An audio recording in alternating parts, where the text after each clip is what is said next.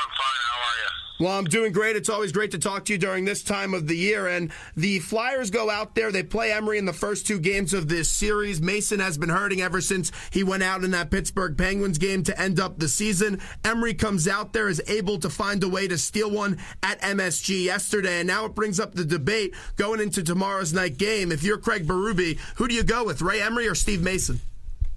Well, it's a tough decision, obviously, but the way Ray Emery played in Game 2, I think you take it a game at a time, and you keep him in there for Game 3 because he played well. He made some huge saves when he had to, especially even when the Flyers started to come back on the Voracek goal, made it 2-1. He made a couple of huge saves on turnover by Colburn, I believe it was, and the back-to-back saves on Nash and John Moore that kind of kept them alive and kept their hopes that they could win Game 2. So when you make saves like that in such important situations, timely saves, you probably got to go back to him. But I'm sure it's a tough decision. They'll see how it goes tomorrow night.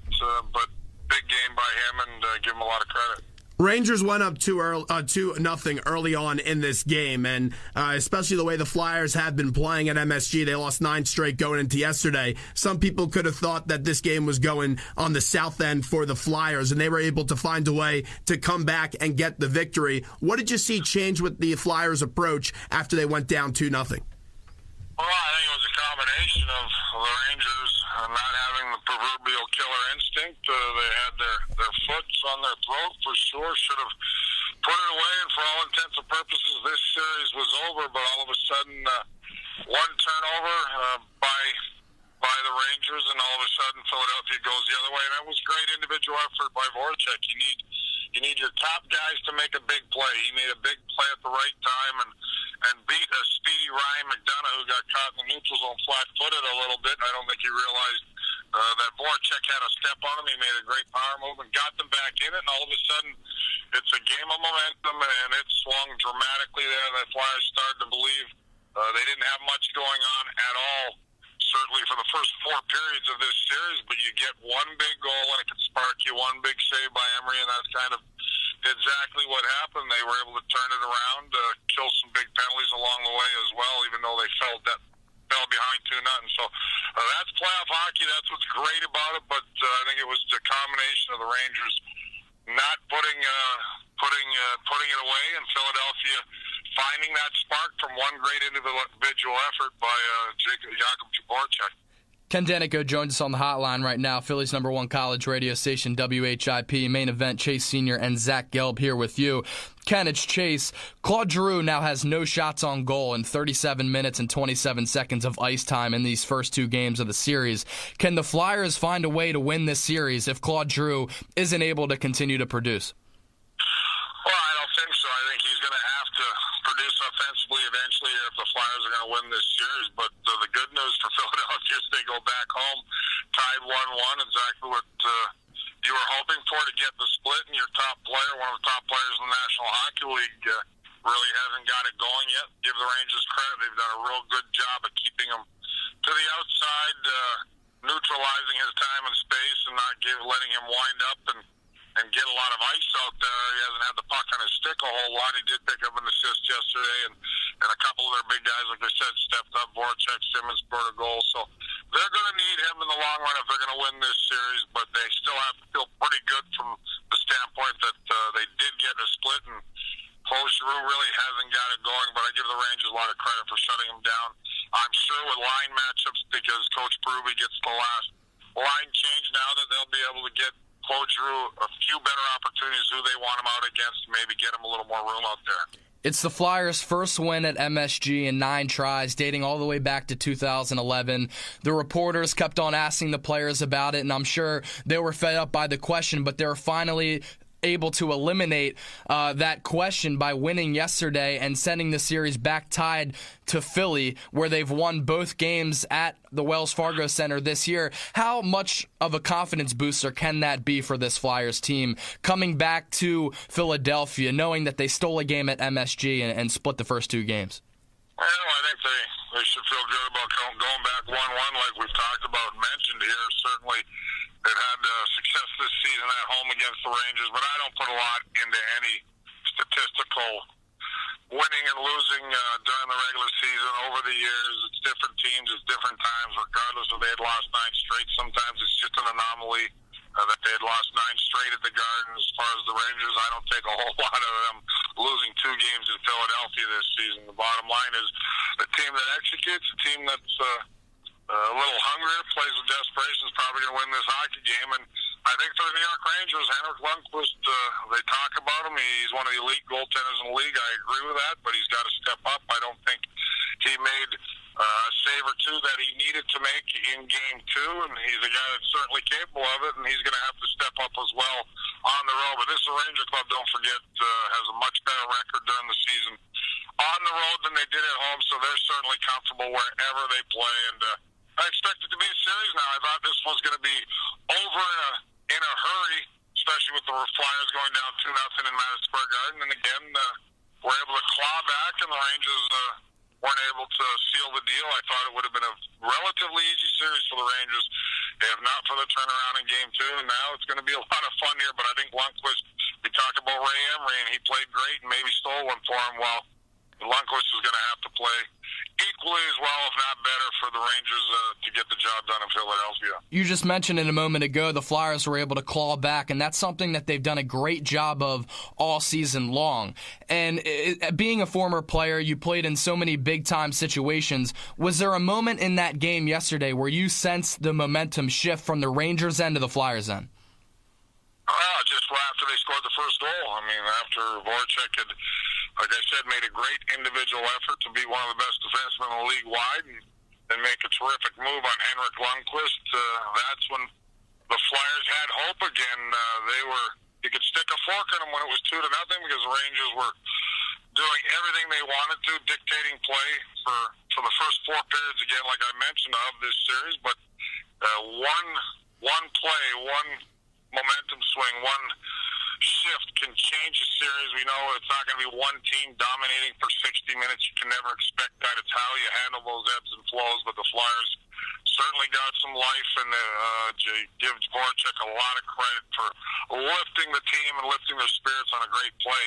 Because for me, again, they were dead in the water, but they found a way and they clawed back. And give them credit. And the young kid Atkinson also, I gotta like the fact that he probably cost them Game 1, even though they were being outplayed, takes the double minor. And that's very tough for a young kid to come back mentally, but it didn't affect him, and he bounced back with a goal in Game 2, so it shows that he's got a lot of mental toughness, and you got to give him credit as well. Especially with that mental toughness, as we're talking to Ken Daneyko, won 3 Stanley Cups with the Devils. You look at Atkinson, and it does say a lot about what he was able to do, because after that 4-minute minor, many people in this town, and you know how rough Philly could be, were killing him in the papers and in the press, and he was able to turn that around. When you're such a young player and you're able to go out there and get that goal, does it kind of let you play a little bit more freely for the next few games in this series? Well, it does, but he came out right from the drop of the puck with a good attitude, and he didn't let it affect him, and that's not easy to do for any player, let alone a rookie stepping into the playoffs. Not much playing time whatsoever during the regular season, and it shows. Give Coach Berube a lot of credit as well. He didn't give up on him. A lot of coaches would have not played him actually, probably in Game 2, but they've seen enough of his skill level and enough of his work ethic and the mental toughness we're talking about to say we're going to throw him right back out there. We're going to put him in important situations, and he gets a huge power play goal late in that power play there to even the score. So give the kid a lot of credit. He did a great job. And you look at the Rangers, you brought up a great point in the opening that they don't have that finisher. And you look at Marty St. Louis, you look at Brad Richards. Those are 2 guys that have been playing well in this series. But the other guy has been Rick Nash. He's got a lot of chances, hasn't been able to find the back of the net. We saw last year he struggled early on in the playoffs before the Rangers were ousted by the Boston Bruins. What happens with Rick Nash come playoff time that he's not able to get a few goals out there? He's a guy that has to, in my opinion, has to play north-south hockey, has to get inside position, and if he stays on the perimeter and lets the opposition keep him out there and not use his reach and his strength and his skating ability, all the things that are big assets for Rick Nash, then he's not going to be effective. I think you can say that maybe about a lot of real good hockey players, but Rick Nash in particular is a guy that has to work for everything he gets. Yes, he's a sniper when he's in the right position and has time, but he's a street played very well down the stretch, but he was inconsistent all year long for the Rangers for the last couple of seasons. But when he's on, he can carry a hockey club, and he's going to have to be better. He had a great opportunity in the slot that Emery made a huge save on him in Game 2, but Nash is going to have to find a way to bury some of those. But for me, again, he's just got to use his size and strength and get inside position and play north-south game, not east-west where he turns up when he gains the offensive blue line. He's just got to continue to drive to the net, and I imagine good things will happen for him. Ken, I just wanted to get your thoughts on Wayne Simmonds' empty net goal because it was a dangerous play, yet a gritty play that put the Flyers back on top and sent him back to Philly. This series tied 1-1. Yeah, well, he's a big, strong guy as well. Another guy that's a huge seat for the Philadelphia Flyers. He had a terrific year offensively. We know he's going to play physical. He's a tough kid, and he's a guy that will get under the skin of opponents. But that was another pretty good individual effort, just showing how strong he is and be able to ice the game, kind of carrying it right from his own end and sending off a couple of Rangers that were draped all over him, and that was a real good play because even though it was an empty net goal, it kind of put the icing on the cake, and when you thought maybe the Rangers are going to put a surge on to tie the hockey game and maybe send it to overtime. But Simmonds is a key guy for Philadelphia, no question about it. It's obviously early in the Stanley Cup playoffs, and there's such a long and passionate playoffs. They're the best playoffs in sports, and you won 3 Stanley Cups. When you won those 3 cups, when was the earliest that you got to feel that, hey, we could go out there and win a Stanley Cup? Do you think about that in the first round? Well, you got to keep everything in perspective, and most coaches and certainly the veteran leadership in your room is going to say we got to stay balanced. It's one game. We talk about ebbs and flows. Like I said, Rangers look like they're going to walk away with this series, so you can't start picking Stanley Cups. And everybody was singing their praises, including myself, about how good they looked in Game 1 and how good they looked in the first period of Game 2, and then everything changes. So you got to be able to deal with adversity. You got to keep everything in check. Keep your emotions balanced because it's one game, one period.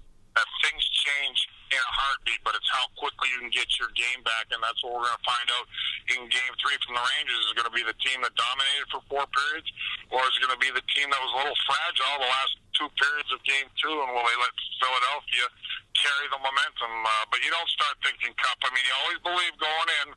That's what's great about these playoffs. I think there's 12, 13 teams believe we get one break, we upset one team that we're not supposed to beat, and we've got a shot. And I think everybody has that belief, but it's keeping everything in front of you and not looking far ahead, because if you focus too far ahead, there's just no way. It's impossible to take care of what's in front of you and what you have to do on a nightly basis. Final one here before we let you run, as we're talking to Ken Daneyko from MSG Network, also played with the Devils and won 3 Stanley Cups.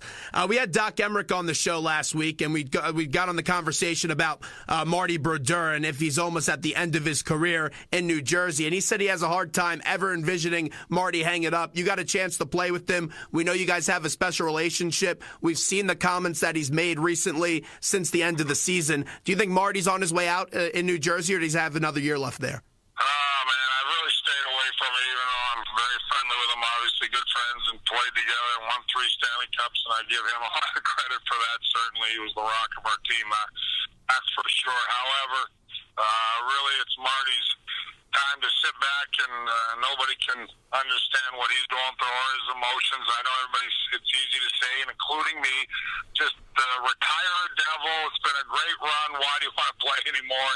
And that's the simple answer. However, as a professional athlete, an iconic one and legendary athlete like Martin Brodeur has been, only he knows what he's going to do and what he's going to, how he's going to deal with trying to play somewhere else if that's possible. Maybe staying with the Devils. He's left his options open. But I think it's going to take 3 to 4 weeks for Marty just to kind of settle down here and take a step back. Sometimes when you're caught up in the motion of it and during the regular season, you say things maybe you didn't want to say, or there's words put in your mouth.